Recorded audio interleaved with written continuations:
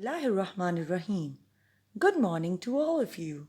I welcome you all in English Literature lesson of class 4.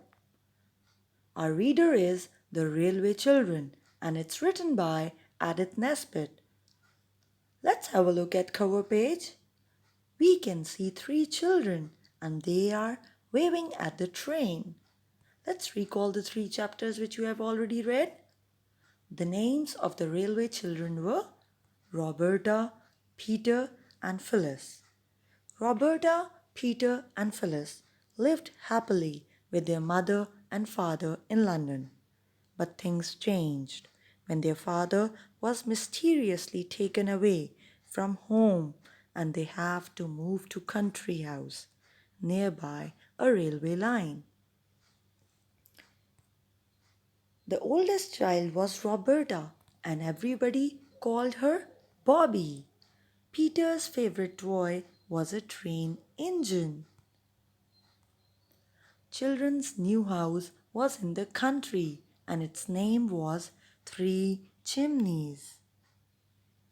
Before going to the next question, let's recall the adventure with Station Master. If you remember, Peter wanted to light a fire because it was cold there, but Mother told that they cannot afford it as they do not have lot of money. Peter decided to take some coal from the station yard. Bobby and Phyllis joined in to help Peter to carry the coal. While he was filling the coal in the wagon, the station master grabbed him and warns him. Warns him that whatever they have done is stealing because coal belongs to railway station. Children realized that they have done wrong. The things which do not belong to us are not ours, so we should take permission before using it. And if we use it without permission, then it is stealing. In chapter 2, we learn that stealing is a bad habit and it's a sin. Moving further, in chapter 3, there was a train that passes at 9:15 and Peter named it the Green Dragon. Why? Because it was loud and long, just like a dragon. And if you remember, Phyllis said that Green Dragon is going where their father is. So the children waved the 9:15 train because they missed their father and wanted the train to take their love to father. Then a character was introduced. His name was Perks. Perks was a porter. He was nice man. He was tall and thin. He told the railway children many stories about the railway. Then we come to know that mother was sick and needed help, so they called Dr. Forrest and he gave them prescription. The children were very upset as they cannot afford and follow what the doctor had told. So the children wrote a letter to the old gentleman who waved them from the 9:15 train and they asked for help. In the evening, they received a package with everything they asked for. When mother was well, they thanked the old gentleman. It was the end of chapter 3. After recalling all 3 chapters, now let's move to chapter 4, which is our today's task. When mother was well again, she decided to take the train to Maidbridge to take care of some business. At the end of the day, the 3 children went to the station to wait for their mother. At the station, they saw a crowd of people gathered around someone or something. "Come on, girls!" shouted Peter. "Something's happened!" And he started running towards the crowd. They all ran down to the platform, but there were too many people and the children couldn't see anything. The station master was trying to get rid of the crowd. They heard his voice shouting, "Come on now! Move along, everyone!" Then they also heard another voice coming from the center of the crowd.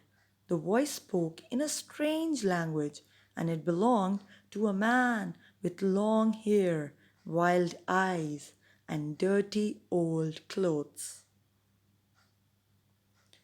"What language is he speaking?" Peter asked the station master. "I have no idea," replied the station master. I never, I have never heard such a language before." Then Peter had an idea. Then Peter had an idea. "Parlez-vous français?" he asked the man. The man jumped up, caught Peter's hands, and started talking fast. "What is he saying?" asked station master. "I don't know," said Peter. "I've already used all the French I know." "Mother knows French!" cried Bobby, "and she'll be here with the next train from Maidbridge." She told the station master. The station master decided to wait for Mother. He took the stranger and the three children into his office and shut the door, leaving the crowd out. When Mother arrived, the strange man rose and bowed to her. Then Mother spoke in French, and the man replied. He spoke for a long time, and then Mother replied in a soft, kind voice. "Well, what is the problem, ma'am?" the station master asked Mother. "Oh," she said, "this man is Russian, and he has lost his ticket. I am afraid he is very ill. If you don't mind, I will take him home with me now." The station master agreed. "You girls run home and light a fire in the sitting room," Mother said to Bobby and Phyllis. "Peter, you go for the doctor." "He needs a lot of rest," said Dr. Forrest, and let him have a fire at night." So Mother decided to put the Russian in her bedroom because it had a fireplace. When Russian was asleep, she went into the girls' room. Peter was there too. "Oh, Mother, won't you tell us what the Russian man told you?" all three children asked at once. "It's a long story," she said. "You see, dears, this man is a writer. He wrote a beautiful book because he wanted to help poor people. But some important people did not like it and sent him to prison. Later, he managed to escape and heard that his wife and children had come to England. He is here looking for them." "Oh, Mother," cried Bobby, "we must help him." "Yes, dear," said Mother. "I will write some letters and try to help him find his family. Now, let us all go to sleep and rest." It was all in chapter 4. I hope you all enjoyed the reading. Now I will check your comprehending skills. What did the children see at the railway station? They saw a crowd of people gathered around someone. What was the station master trying to do? The station master was trying to get rid of the crowd so that he can resolve the issue. He could know who is that stranger. What did the stranger look like? The stranger has long hair, wild eyes. He was wearing dirty and old clothes. He looked weird. Who was that stranger? The stranger was a Russian. He was a writer and wrote a beautiful book and wanted to help poor. He lost his ticket and wanted to find his family in England. I hope that chapter 4 is quite clear to all of you. But what have you learned from this chapter?